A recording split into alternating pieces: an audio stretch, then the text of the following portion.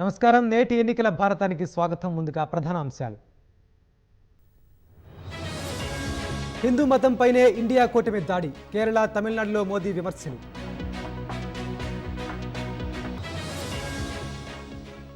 అమేఠీ, రాయ్బరేలీ నుంచి పోటీకి దూరం. వెనుకడుగేస్తున్న గాంధీ కుటుంబం.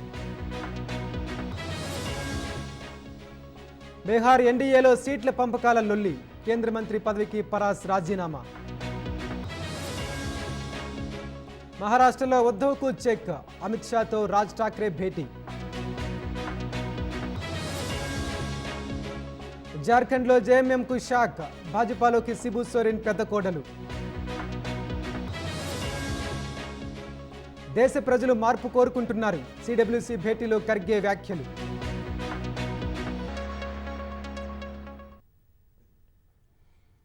గాంధీ కుటుంబానికి రాయ్బరేలీ, అమేఠీ లోక్సభ నియోజకవర్గాలు కంచుకోటలు. దశాబ్దాలుగా వరుస విజయాలను అందించిన ఆ రెండు స్థానాలను ఇప్పుడు గాంధీ కుటుంబం వీడనున్నట్లు సమాచారం. రాయ్బరేలీ పోటీ నుంచి సోనియా తప్పుకోగా, గత ఎన్నికల్లో అమేఠీలో ఓటమి పాలైన రాహుల్ ఈసారి అక్కడి నుంచి బరిలో నిలవాలనుకోవడం లేదని సమాచారం. నెహ్రూ హయాం నుంచి రాహుల్ శకం వరకు ఎన్నో విజయాలను అందించిన ఈ రెండు లోక్సభ స్థానాల్లో గాంధీ కుటుంబ వారసత్వానికి తెరపడినట్లే కనిపిస్తోంది.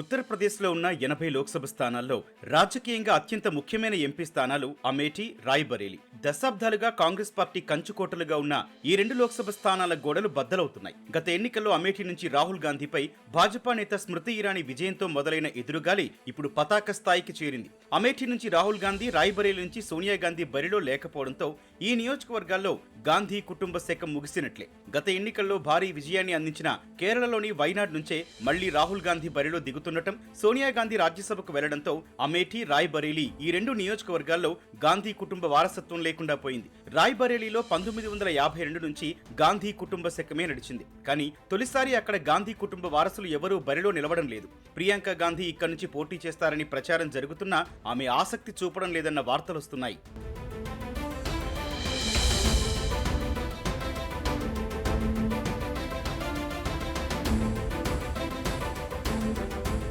రాహుల్ గాంధీ రాయ్బరేలీ, అమేఠీలో నిర్వహించిన భారత్ జోడో న్యాయ్ యాత్రలో అనూహ్య పరిణామాలు జరగడం కాంగ్రెస్ పార్టీకి మింగుడు పడలేదు. అమేఠీలో ఖాళీ రోడ్లు, రాయ్బరేలీలో నల్ల జెండాలతో ప్రజలు గాంధీ కుటుంబం పట్ల విముఖత చూపారని విశ్లేషకులు అంచనా వేస్తున్నారు. త్వరలో జరగనున్న సార్వత్రిక ఎన్నికల్లో కాంగ్రెస్ నేతలు రాహుల్ గాంధీ, ప్రియాంక గాంధీ ఉత్తరప్రదేశ్ నుంచి పోటీ చేయకపోవచ్చని తెలుస్తోంది. అధికారిక ప్రకటన వెలువడకపోయినా ప్రస్తుత పరిస్థితులన్నీ అమేఠీ, రాయ్బరేలీలో గాంధీ కుటుంబ శకం ముగిసిందనే సంకేతాలే ఇస్తున్నాయి. అమేఠీ నుంచి రాహుల్, రాయ్బరేలీ నుంచి ప్రియాంక గాంధీ పోటీ చేస్తారని గతంలో ఊహాగానాలు వచ్చాయి. కానీ అవి వాస్తవ రూపం దాల్చే అవకాశాలు లేవని కాంగ్రెస్ వర్గాలు తెలిపాయి. 2019లో రాహుల్ గాంధీ అమేఠీలో ఓడిపోయి వైనాడ్కు వెళ్లారని, గాంధీకి గెలుపుపై విశ్వాసం ఉంటే వైనాడ్ను వదిలి అమేఠీలోనే పోటీ చేయాలని భాజపా నాయకురాలు, అమేఠీ ఎంపీ స్మృతి ఇరానీ సవాల్ విసిరారు. 2019 లోక్సభ ఎన్నికల్లో రాహుల్ గాంధీపై స్మృతి ఇరానీ 55,000 ఓట్లకు పైగా మెజార్టీతో విజయం సాధించారు.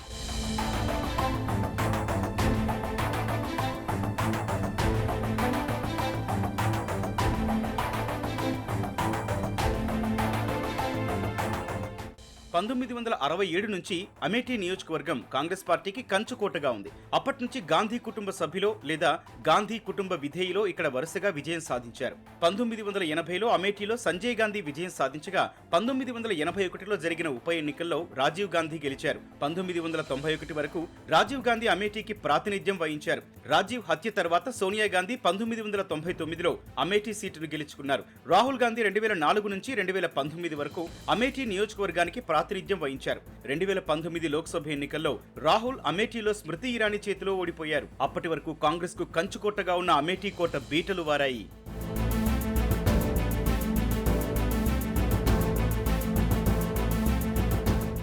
1951లో జరిగిన మొదటి లోక్సభ ఎన్నికల నుంచి రాయ్బరేలీ నియోజకవర్గం కాంగ్రెస్ పార్టీకి కంచుకోటగా ఉంది. తొలి ఎన్నికల్లో రాయ్బరేలీలో మొదలైన కాంగ్రెస్ విజయ ప్రస్థానం ఇప్పటి వరకు కొనసాగింది. రాయ్బరేలీ నియోజకవర్గంలో జరిగిన 20 లోక్సభ ఎన్నికలు ఉప ఎన్నికల్లో కాంగ్రెస్ 17 సార్లు విజయం సాధించింది. 1977లో ఎమర్జెన్సీ ఎత్తివేత తర్వాత జరిగిన ఎన్నికల్లో జనతాదళ అభ్యర్థి చేతిలో ఇందిరాగాంధీ పరాజయం పాలయ్యారు. 1990లో భాజపాకు చెందిన అశోక్ సింగ్ విజయం సాధించారు. ఇవి మినహా రాయ్బరేలీలో కాంగ్రెస్ ఎప్పుడు బరిలో దిగినా విజయకేతనమై ఎగరేసింది. గాంధీ కుటుంబంతో చారిత్రక అనుబంధం కారణంగా రాయ్బరేలీలో కాంగ్రెస్ పార్టీకి సంప్రదాయ ఓటు బ్యాంకు గణనీయంగా ఉంది. సోనియా గాంధీ వరుసగా 5 సార్లు ఈ నియోజకవర్గానికి ప్రాతినిధ్యం వహించారు. అయితే సోనియా మళ్లీ పోటీ చేయకూడదని నిర్ణయించుకోవడంతో రాయ్బరేలీలో కాంగ్రెస్ బలహీనంగా మారింది. సోనియా గాంధీ అభ్యర్థిత్వం లేకపోవడం రాయ్బరేలీలో కాంగ్రెస్ ఆధిపత్యంపై ప్రశ్నలు ఉత్పన్నమవుతున్నాయి. ప్రతిపక్ష ఇండియా కూటమి హిందూ మతాన్ని టార్గెట్ చేసిందని ప్రధాని మోదీ ధ్వజమెత్తారు. పదే పదే హిందూ మతాన్ని అవమానించే కాంగ్రెస్, డిఎంకేలు ఇతర మతాల జోలికి మాత్రం వెళ్లబోవన్నారు. భారీ అవినీతి, ఒకే కుటుంబ పాలనకు ఆ రెండు పార్టీలు ఒకే నాణానికి రెండు ముఖాలు వంటివన్నారు. తమిళనాడు అభివృద్ధికి ఎన్డీఏ ప్రభుత్వం కట్టుబడి ఉందని ప్రధాని మోదీ హామీ ఇచ్చారు. కాంగ్రెస్ మాజీ అధ్యక్షుడు రాహుల్ గాంధీ ఇటీవల ముంబైలో జరిగిన ర్యాలీలో శక్తిపై విమర్శలు చేసిన నేపథ్యంలో ఇండియా కూటమిపై ప్రధాని మోదీ తీవ్ర స్థాయిలో విరుచుకుపడ్డారు. ఎన్డీఏ అభ్యర్థుల తరఫున తమిళనాడులో ఎన్నికల ప్రచారం చేసిన ప్రధాని మోదీ సేలం సభలో పాల్గొన్నారు. కాంగ్రెస్, డిఎంకేలను లక్ష్యంగా చేసుకుని ఎదురు దాడి చేశారు. కాంగ్రెస్, డిఎంకేలు హిందూ మతాన్ని నాశనం చేయాలని చూస్తున్నాయని, కానీ అవే నాశనం అవుతాయని అందుకు పురాణాలు, ఇతిహాసాలే సాక్ష్యమన్నారు. వచ్చే నెల 19న తమిళనాడు ప్రజలు మొదట అదే పని చేయబోనున్నారని ప్రధాని మోదీ చెప్పారు. తమిళనాట 39 లోక్సభ స్థానాలకు పోలింగ్ జరిగే తేదీని ప్రస్తావిస్తూ ఈ వ్యాఖ్యలు చేశారు. ఇండియా కూటమి హిందూ మతాన్ని లక్ష్యంగా చేసుకుందని ప్రధాని మోదీ ఆరోపించారు. హిందూ మతాన్ని నాశనం చేయాలనే ప్రకటనల ద్వారా కాంగ్రెస్, డిఎంకేలు తమ దురుద్దేశాన్ని చాటుకున్నాయన్నారు. పదే పదే హిందూ మతాన్ని అవమానించే ఆ రెండు పార్టీలు ఇతర మతాల జోలికి మాత్రం వెళ్లబోవన్నారు. జాతీయ కవి సుబ్రహ్మణ్య భారతి మదర్ ఇండియాను శక్తిగా ఆరాధించారని మోదీ గుర్తు చేశారు. శక్తిని నాశనం చేస్తామన్న వారిని తమిళనాడు ప్రజలు శిక్షిస్తారని, తాను శక్తి ఆరాధకుడినని ప్రధాని మోదీ తెలిపారు. కాంగ్రెస్, డిఎంకేలు ఒక నాణ్యానికి రెండు ముఖాల వంటివన్నారు. डीएमके और Congress two sides of the same coin है. डीएमके और कांग्रेस का मतलब है big corruption, one family rule. इसलिए देश में कांग्रेस की छुट्टी हुई तो देश आज 5G टेक्नोलॉजी में पहुंच गया है. लेकिन तमिलनाडु में डीएमके का अपना अलग ही 5G चल रहा है. डीएमके का 5G यानी एक की फैमिली की 5th जनरेशन का तमिलनाडु पर कब्जा. इस 5G फैमिली ने 2G स्कैम करके पूरी दुनिया में भारत और तमिलनाडु की इमेज गिराई है.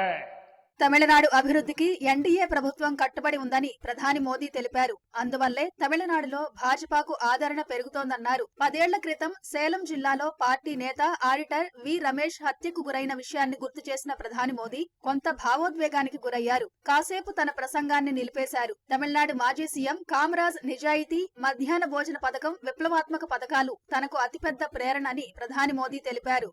एनडीए सरकार देश में 2 डिफेंस कॉरिडोर बना रही है. इसमें एक तमिलनाडु में बन रहा है. बीजेपी सरकार देश भर में 7 मेगा टेक्सटाइल पार्क बना रही है, जिनमें से एक तमिलनाडु में तैयार होगा. हमारी सरकार ने स्पेशलिटी स्टील के उत्पादन से जुड़ी योजना के लिए 6,000 करोड़ रुपए मंजूर किए हैं. इससे यहाँ की स्टील इंडस्ट्री को भी बहुत बड़ा फायदा होगा.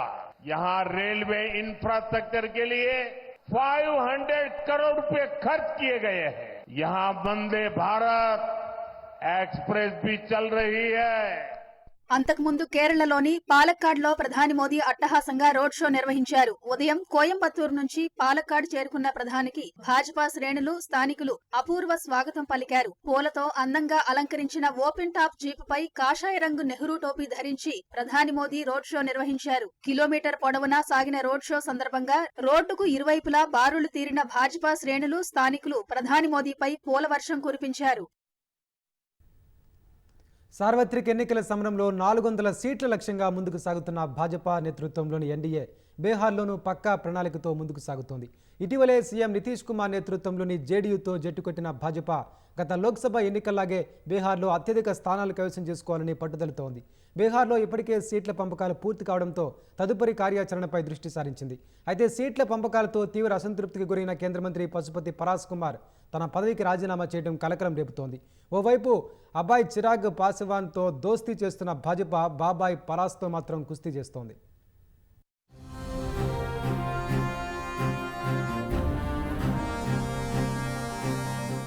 బీహార్లో రాజకీయం వేడెక్కుతోంది. సార్వత్రిక ఎన్నికల షెడ్యూల్ విడుదలతో మరోసారి బీహార్లో సంపూర్ణ ఆధిక్యం ప్రదర్శించాలని ఎన్డీఏ వ్యూహాలు రచిస్తోంది. 2019 లోక్సభ ఎన్నికల్లో బీహార్లో భాజపా నేతృత్వంలోని ఎన్డీఏ సంపూర్ణ ఆధిపత్యం ప్రదర్శించింది. 2019 లోక్సభ ఎన్నికల్లో బీహార్లోని మొత్తం 40 లోక్సభ స్థానాల్లో ఎన్డీఏ 39 స్థానాలు కైవసం చేసుకుని సత్తా చాటింది. 2019లో భారతీయ జనతా పార్టీ 17 స్థానాలు, జేడీయూ 17 స్థానాలు, రామ్ విలాస్ పాస్వాన్ నేతృత్వంలోని లోక్ జనశక్తి పార్టీ 6 స్థానాల్లో పోటీ చేశాయి. భాజపా పోటీ చేసిన 17 స్థానాల్లోనూ విజయం సాధించగా లోక్ జనశక్తి పార్టీ కూడా 6 స్థానాల్లో విజయకేతనం ఎగురవేసింది. జేడీయూ 17 స్థానాల్లో పోటీ చేసి 16 స్థానాల్లో గెలిచింది. కూటమిలోని పార్టీలని ఆధిపత్యం ప్రదర్శించడంతో 40 స్థానాల్లో 39 స్థానాలు ఎన్డీఏ వశమయ్యాయి. ఈసారి కూడా ఇలాంటి ప్రదర్శనే చేయాలని ఎన్డీఏ భావిస్తోంది. 2019 ఎన్నికల తర్వాత విడిపోయిన జేడీయూ మరోసారి ఎన్డీఏతో జట్టు కట్టింది. పాత కాపులంతా ఏకమై మరోసారి బీహార్లో సాధికార విజయం సాధించాలని వ్యూహాలు రచిస్తున్నారు. 2019 లోక్సభ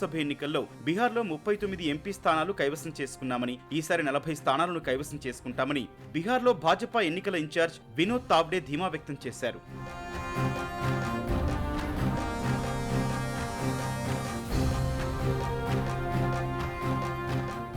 అయితే భాజపా నేతృత్వంలోని కూటమిలో అసంతృప్త గళాలు వినిపిస్తుండడం ఎన్డీఏను ఆందోళనకు గురి చేస్తోంది. కూటమిలో సీట్ల కేటాయింపుపై తీవ్ర అసంతృప్తి వ్యక్తం చేసిన పశుపతి కుమార్ పరాస్ కేంద్ర మంత్రి పదవికి రాజీనామా చేశారు. చిరాగ్ పాస్వాన్ నేతృత్వంలోని ఎల్జేపీకి 5 సీట్లు కేటాయించడంపై అసంతృప్తికి గురైన చిరాగ్ బాబాయి రాష్ట్రీయ లోక్ జనశక్తి పార్టీ అధ్యక్షుడు పశుపతి కుమార్ పరాస్ కేంద్ర మంత్రి పదవికి రాజీనామా చేశారు. 2019 ఎన్నికల్లో ఐక్యంగా పోటీ చేసిన లోక్ జనశక్తి పార్టీ ఆ తర్వాత విభేదాల కారణంగా 2 ముక్కలైంది. రామ్ విలాస్ పాస్వాన్ మరణానంతరం చిరాగ్ పాస్వాన్ వచ్చిన విభేదాల కారణంగా 2020 అక్టోబర్లో పశుపతి కుమార్ పరాస్ రాష్ట్రీయ లోక్ జనశక్తి పార్టీని స్థాపించి ఎన్డీఏతో జట్టు కట్టారు. మిత్రపక్షాలతో సీట్ల పంపకాల్లో భాజపా తమకు అన్యాయం చేసిందని, రాష్ట్రీయ లోక్ జనశక్తి పార్టీ ఆర్ఎల్జేపీకి సీట్లు కేటాయించకుండా అవమానించిందని పరాస్ ఆవేదన వ్యక్తం చేశారు. చిరాగ్ పాస్వాన్ నేతృత్వంలోని లోక్ జనశక్తి పార్టీకి 5 సీట్లు ఇవ్వగా రాష్ట్రీయ లోక్ జనశక్తి పార్టీకి సీట్లు కేటాయించకపోవడంపై ఆయన తీవ్ర ఆవేదన వ్యక్తం చేశారు. భవిష్యత్తు ప్రణాళికలపై పరాస్ ఎలాంటి వ్యాఖ్యలు చేయలేదు. ఎన్డీఏకు తాను నిజాయితీ విధేయతతో సేవ చేశారని, కానీ తనకు అన్యాయం జరిగిందని పరాస్ వాపోయారు.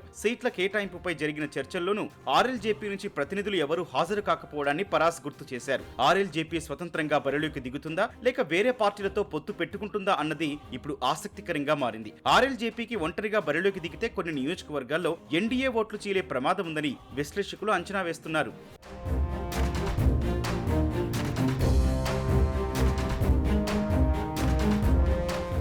భాజపా జేడీయూ మధ్య జరిగిన సీట్ల పంపకాలపైన నితీష్ కుమార్ పార్టీలోని కొందరు అసంతృప్తి వ్యక్తం చేస్తున్నారు. గత ఎన్నికల్లో ఇరు పార్టీలు 17 స్థానాల్లో పోటీ చేయగా ఈసారి జేడీయూ ఒక స్థానాన్ని త్యాగం చేసింది. దీనిపై జేడీయూలోని కొందరు నేతలు ఆగ్రహం వ్యక్తం చేస్తున్నారు. బీహార్ చరిత్రలో తొలిసారిగా భారతీయ జనతా పార్టీ కంటే జేడీయూ తక్కువ స్థానాల్లో పోటీ చేస్తోందని గుర్తు చేస్తున్నారు.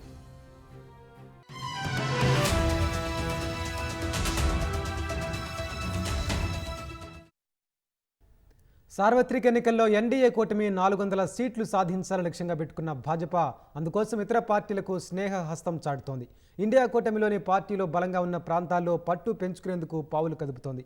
అందులో భాగంగా ముంబైలో కొంతమేర పట్టున్న మహారాష్ట్ర నవనిర్మాణ్ సేన ఎంఎన్ఎస్ను ఎన్డీఏలోకి ఆహ్వానించేందుకు భాజపా సిద్ధమైంది. తద్వారా ఉద్ధవ్ ఠాక్రేకు చెక్ పెట్టాలని యోచిస్తోంది. మహారాష్ట్రలో ఎన్డీఏ కూటమి వేగంగా పావులు కదుపుతోంది. ప్రత్యర్థులకు ఏమాత్రం అవకాశం ఇవ్వకూడదన్న లక్ష్యంతో అడుగులు వేస్తోంది. శివసేన ఉద్ధవ్ వర్గం భారీ సంఖ్యలో ఓట్లను చేల్చకుండా ఎన్డీఏ కూటమి తమ వ్యూహానికి మరింత పదును పెట్టింది. వీలైనన్ని పార్టీలను చేర్చుకుని మహారాష్ట్రలో అత్యధిక లోక్సభ స్థానాలను సాధించాలని చూస్తోంది. ఉద్ధవ్ సోదరుడు మహారాష్ట్ర నవనిర్మాణ సేన ఎంఎన్ఎస్ అధినేత రాజ్ ఠాక్రేను తమ జట్టులో చేర్చుకునేందుకు ఎన్డీఏ పావులు కదుపుతోంది. ఈ నేపథ్యంలోనే రాజ్ ఠాక్రే తన కుమారుడితో కలిసి ఢిల్లీలో హోంమంత్రి అమిత్ షాతో భేటీ కావడం ప్రాధాన్యం సంతరించుకుంది. ఆయన ఎన్డీఏ కూటమిలో చేరడం ఖాయమనే ప్రచారం జోరందుకుంది.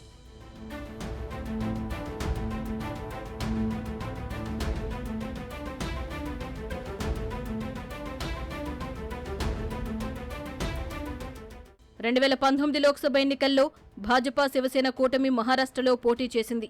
ఆ సమయంలో మొత్తం 48 లోక్సభ స్థానాల్లో 41 చోట్ల విజయం సాధించింది. కొన్ని నెలల తర్వాత జరిగిన మహారాష్ట్ర శాసనసభ ఎన్నికల్లో కూడా ఈ కూటమి విజయం సాధించింది. అధికారం పంచుకునే విషయంలో ఇరుపక్షాల మధ్య విభేదాలు తలెత్తడంతో శివసేన ఎన్డీఏను వీడి కాంగ్రెస్ ఎన్సీపీతో జట్టు కట్టింది. మహావికాస్ అఘాడీ ప్రభుత్వం కొంతకాలం సజావుగా సాగిన 2022లో శివసేన సీనియర్ నేత ఏక్నాథ్ సిందే నేతృత్వంలోని వర్గం తిరుగుబాటు ప్రకటించింది. వీరు భాజపాతో చేతులు కలపడంతో మహారాష్ట్రలో అధికారం ఎన్డీఏ వశమైంది. ఆ తర్వాత పార్టీ గుర్తును ఉద్ధవ్ వర్గం కోల్పోయింది. ఆ సమయంలో రాజ్ ఠాక్రే సిందే వర్గానికి మద్దతుగా నిలిచారు. ఉద్ధవ్ కారణంగానే పార్టీ చీలిపోయిందని ఆరోపించారు. మరోవైపు ఎన్సీపీలో కూడా అజిత్ పవార్ నేతృత్వంలో తిరుగుబాటు చోటు చేసుకుంది. అత్యధిక మంది ఎన్డీఏతో జట్టు కట్టారు. ఇలాంటి పరిస్థితుల్లో ఉద్ధవ్ వర్గానికి సానుభూతి లభిస్తే ప్రతికూలంగా మారుతుందని భాజపా అంచనా వేస్తోంది. మహారాష్ట్ర పెద్ద రాష్ట్రం కావడంతో ఏమాత్రం రిస్క్ చేయడానికి ఇష్టపడటం లేదు. అందుకే ఠాక్రే కుటుంబంలోని మరో ప్రజాకర్షక నేత రాజ్ ఠాక్రేను తమ పక్షాన చేర్చుకునేందుకు ఎన్డీఏ పావులు కదుపుతోంది.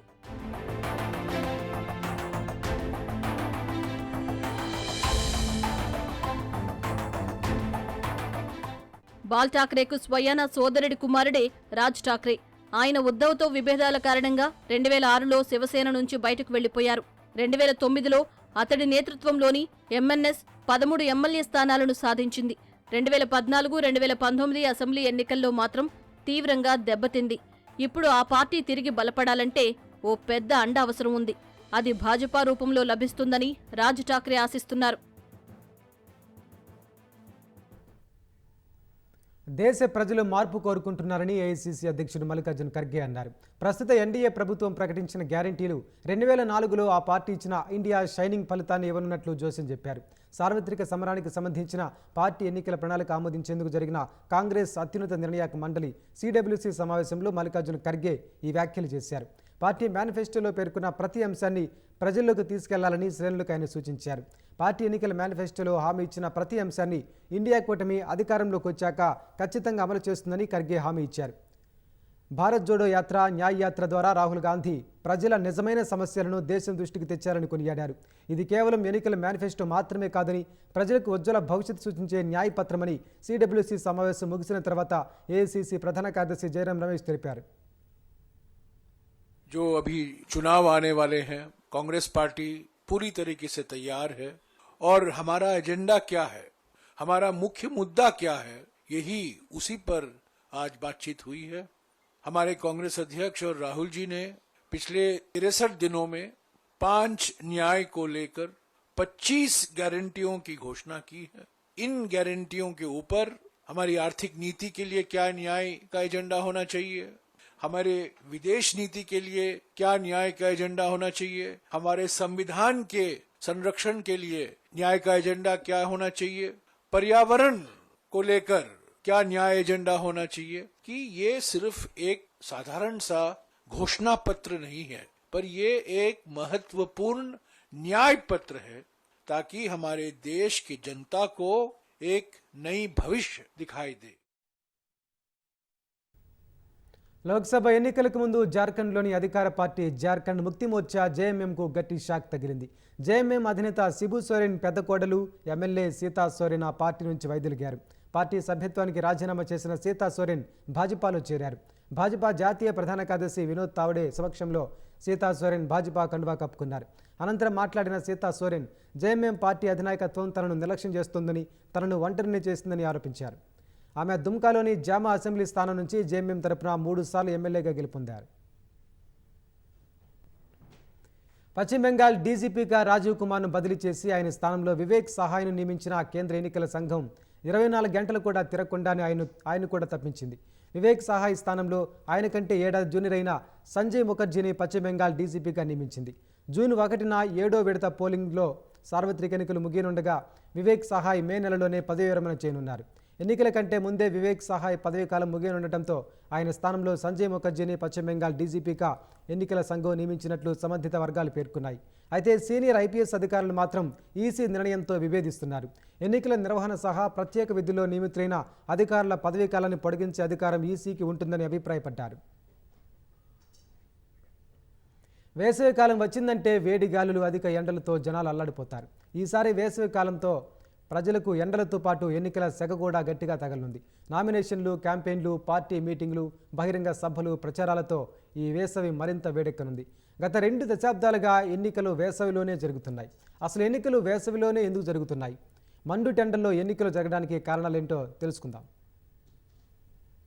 వేసవి వేడిని మరింత పెంచడానికి ఎన్నికలు సిద్ధమయ్యాయి. మండుటెండల్లో లోక్సభ ఎన్నికలతో పాటు 4 రాష్ట్రాల్లో అసెంబ్లీ ఎన్నికలు జరగనుండటంతో వేసవి హీట్ రెట్టింపైంది. నామినేషన్లు, క్యాంపెయిన్లు, పార్టీ మీటింగ్లు, బహిరంగ సభలు, ఎన్నికల ప్రచారాలతో ఈ సమ్మర్లో ఎన్నికల సెగ గట్టిగా తగలనుంది. గత 4 పర్యాయాలుగా వేసవి వేడిని పెంచిన ఎన్నికలు మరోసారి సమ్మర్ హీట్ను పెంచేందుకు రెడీ అయ్యాయి.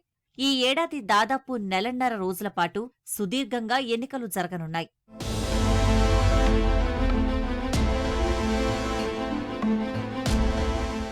రెండు 2004లో దేశంలో ఎన్నికలు మొదటిసారిగా వేసవి కాలంలో జరిగాయి. అంతకు ముందు వరకు సెప్టెంబర్, అక్టోబర్ నెలలో లోక్సభ ఎన్నికలు జరిగేవి. 1999 సార్వత్రిక ఎన్నికల్లో గెలిచిన అటల్ బిహారీ వాజ్పేయి ప్రభుత్వం 2004లో ముందస్తు ఎన్నికలకు రావడంతో దేశంలో తొలిసారి వేసవి కాలంలో ఎన్నికలు జరిగాయి. అప్పుడు వాజ్పేయి ప్రభుత్వం 6 నెలలు ముందుకు, అంటే ఏప్రిల్, మే నెలలో ముందస్తు ఎన్నికలకు వెళ్లింది. ఆ ఎన్నికల్లో కాంగ్రెస్ ప్రభుత్వం జయకేతనం ఎగురవేసింది. అప్పట్నుంచి ఎన్నికలు వరుసగా వేసవిలో జరుగుతున్నాయి. 1998లో లోక్సభ ఎన్నికలకు 13 రోజుల్లోనే పోలింగ్ జరిగింది. 1999లో సాధారణ ఎన్నికలు 29 రోజులు సాగాయి. 2004లో లోక్సభ ఎన్నికలు 4 దశల్లో 21 రోజుల్లో ముగిశాయి. 2009లో 5 దశల్లో 28 రోజుల పాటు ఎన్నికలు జరిగాయి. 2014లో సార్వత్రిక ఎన్నికలు ఏకంగా 9 దశల్లో 36 రోజుల పాటు జరిగాయి. గత ఎన్నికలు 2019లో 39 రోజుల పాటు 7 దశలా జరిగాయి.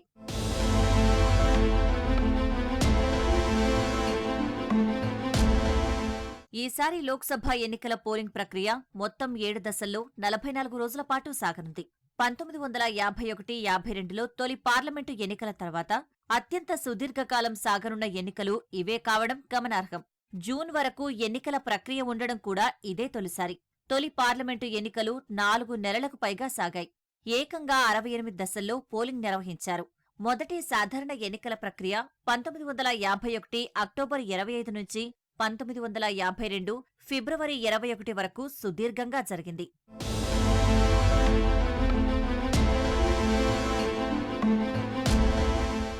జమిలీ ఎన్నికలకు మాజీ రాష్ట్రపతి రామ్నాథ్ కోవింద్ నేతృత్వంలోని ఉన్నత స్థాయి కమిటీ ఇచ్చిన నివేదికను ప్రభుత్వం అంగీకరిస్తే 2029లో లోక్సభ, అన్ని రాష్ట్రాల్లో నిర్వహించే ఎన్నికలు ఒకేసారి జరగనున్నాయి. అలా జరిగితే వేసవి కాలానికంటే ముందే అన్ని ఎన్నికలు ముగిసే అవకాశముంది.